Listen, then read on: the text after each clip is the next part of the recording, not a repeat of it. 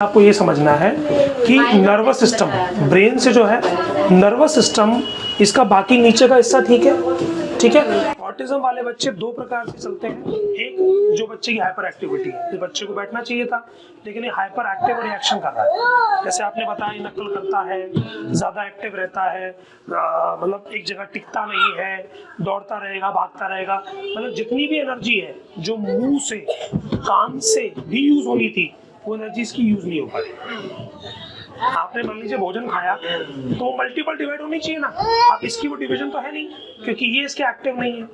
ठीक, इसके साथ जो और एक्टिविटी है वो उसकी एक्टिव नहीं है। इसके साथ क्या एक्टिविटी है कि मैं अपनी एनर्जी को कहीं ना कहीं तो निकालेगा बच्चा, तो उसकी एनर्जी को डाइवर्जन देना है, यानी कि डाइवर्ट करके लाना है टंग पे, प्रॉपर स्लीप के ऊपर, प्रॉपर रिटेंशन पावर के ऊपर, और दिमाग को समझने में। दिमाग की 3 स्टेज होती है। पहला होता है धी होती है, that is called as discrimination power, बुद्धि और स्मृति। बुद्धि से कहते हैं कि ब्रेन को क्या आपने सिखाया, बच्चा क्या रिटेन कर पाया।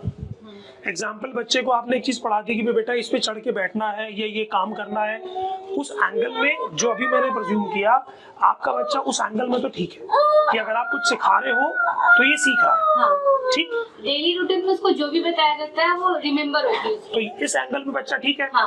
अब तीसरी परत क्या है, मेमोरी। क्या जो आपने एक महीने पहले सिखाया था बच्चे को याद है? भूलता बहुत जल्दी है। तो इसका मतलब हमारे पास 2 डिफेक्ट है, एक डिस्क्रिमिनेशन, मुझे कब क्या करना है, हाँ। इसका वो हिस्सा काम नहीं कर रहा है, दूसरा मेमोरी इसकी कंट्रोल से बाहर है। करेक्ट है। ये 2 चीजें, मतलब एक ही चीज ठीक है। दिमाग के 3 परतें हुई, धी, बुद्धि और स्मृति। तो बुद्धि इसकी ठीक है, धी खराब है और स्मृति खराब है। करेक्ट। अब ऐसे बच्चों के अंदर स्मृति कब ठीक होती है, जब नींद अच्छे से आए।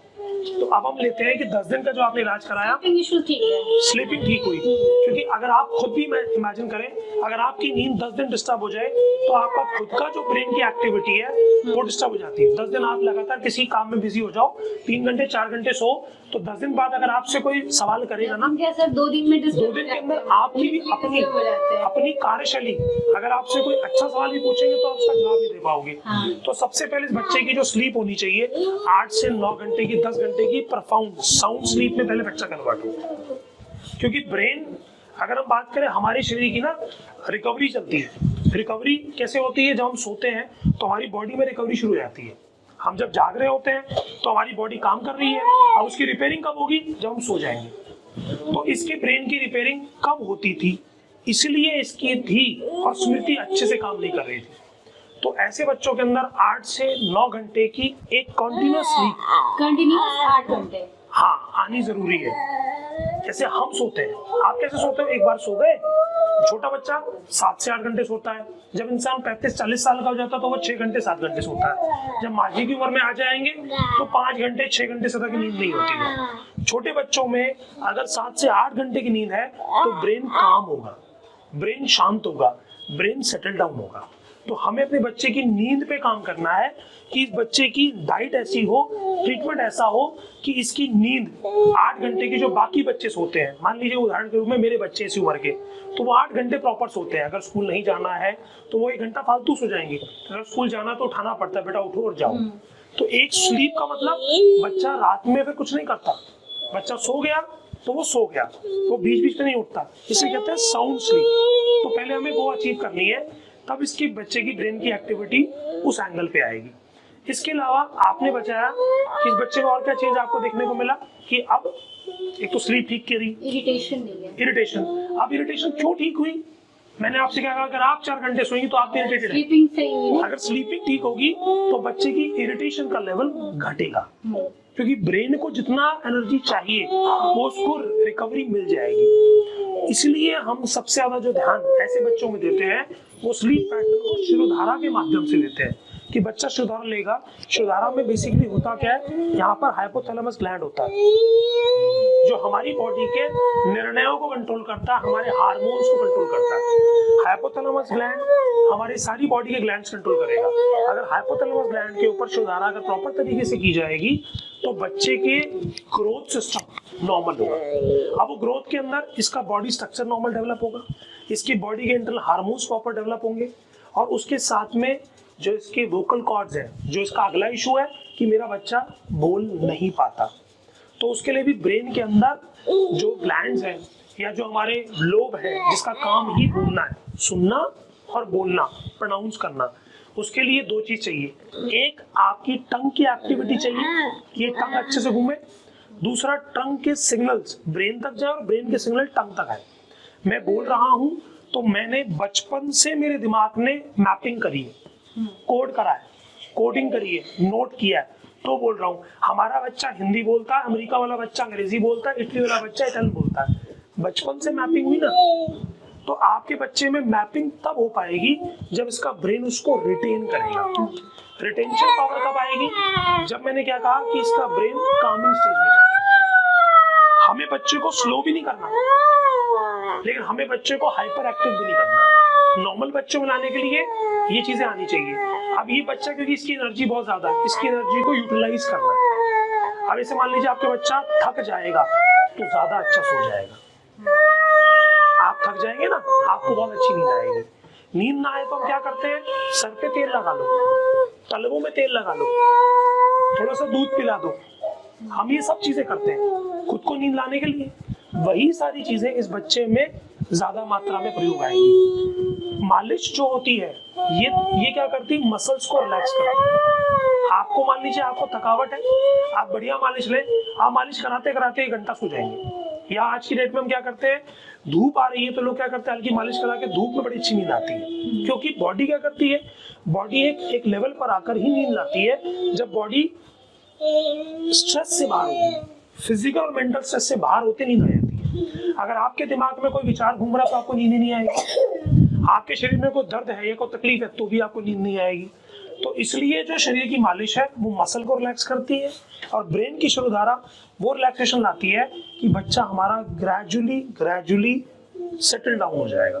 जब सेटल डाउन हो जाएगा तब क्या मिलेगा, नरिशमेंट मिलेगा। मान लीजिए बहन जी, आज आपके भोजन घर के अंदर अगर खाली आटा आया तो सब लोग आटा ही खाएंगे, लेकिन उसी बजट में थोड़ा आटा, थोड़ा चावल, थोड़ा दाल, उसी बजट में तो सब कुछ खाओगे। यानी सारी एनर्जी को अगर हम बांट देंगे ना टुकड़ों में, तब ब्रेन को अपनी पावर मिलेगी। तो इसकी जैसे एक्टिविटी है, ऐसे बच्चों को हम फिजिकल एक्टिविटी में ज्यादा, जैसे कुछ खेलने में, दौड़ लगाने में खूब दौड़ाएं इसको।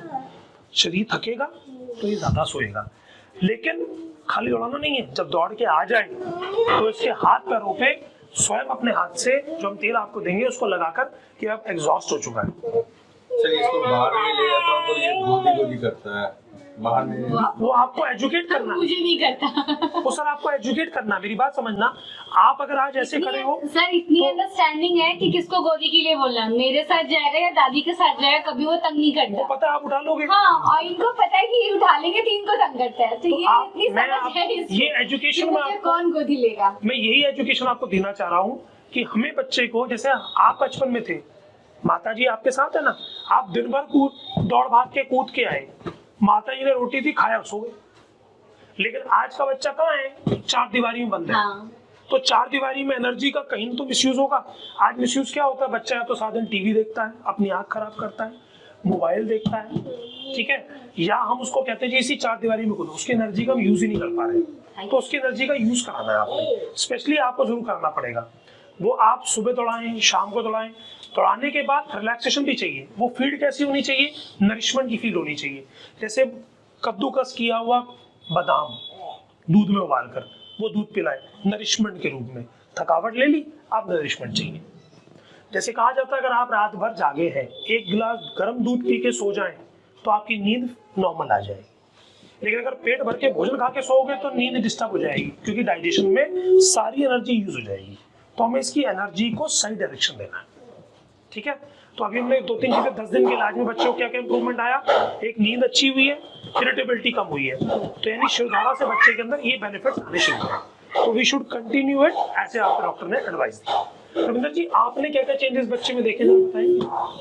सो इनके चेंजिंग में देखिए, जैसे पहले बच्चे को नींद नहीं आती थी, ठीक है और जी। नींद आना शुरू हो गया है। उसके बाद बच्चे की ना आंखें थोड़ी सी तिरछी रहती थी, अच्छा, तो वो आंखें आप बिल्कुल ऐसे देखता है कि जैसे वो नॉर्मल बच्चा जैसे रहता है। दूसरा कि बच्चा सर पहले चिड़चिड़ापन जिसके अंदर ज़्यादा था, उसके बाद इसके अंदर सर जैसे कि इस बच्चे के अंदर हर बात पे रोना, वो सारा खत्म हुआ है सर इसके अंदर। ये 10 दिन के अंदर ट्रीटमेंट के अंदर हमने शिरोधारा जैसे करी, मसाज करी, इसके अंदर ये 4-5 चीज़ें जो इम्प्रूवमेंट आई हैं जो हमने उनके पेरेंट्स को बताया है।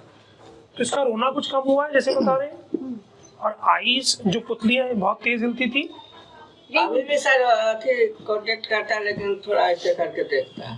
पहले से कैसा मानी? पहले से कुछ ठीक है। तो इसका मतलब इसका जो इलाज है वो रास्ता सही है, मंजिल दूर हो सकती है लेकिन रास्ता सही है। सर एक चीज और इसमें मैं देखता हूँ कि पढ़ाने बैठूंगा तो वो समझ जाएगा, पढ़ना ही किताब लेने से पहले ही समझ जाएगा कि ये पढ़ाने के। सर आपका बच्चा तो ऑटिज्म का नहीं है ना, मेरी बेटी है, मेरी बेटी की उम्र 7 साल है, उसको बोलो ना तो वो किताब खोलनी है तो वो किताब छोड़ के बाकी जितने काम होंगे सारे कर लेगी। हाँ वही है। वो पहले ही भी इसको ये कर लेता है। उसके बाद अगर आप उसको बोलो कि वो कहती जी किताब देखने से नींद अच्छी आती है, तो वो क्या करती है कि मम्मी मुझे सोना तो किताब दे दो, मैं देख के सो जाऊंगी।